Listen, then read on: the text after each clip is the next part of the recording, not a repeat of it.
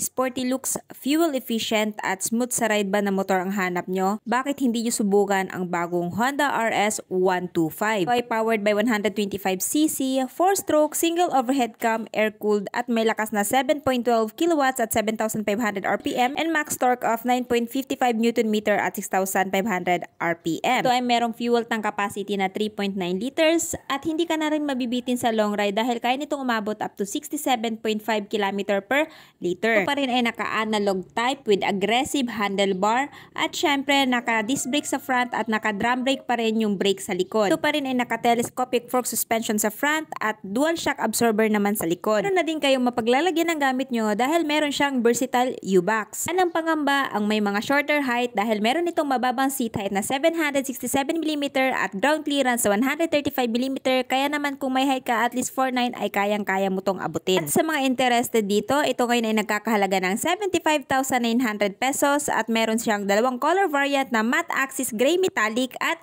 victory red. Yung masasabi nyo dito sa motor na to, sulit ba siya sa presyo niya ngayong 2025? Paki-comment naman sa baba. At syempre kung bago pa lang kayo dito sa channel ko, please don't forget to follow or subscribe para mas ma-notify kayo once may bago tayong upload na gaya nito.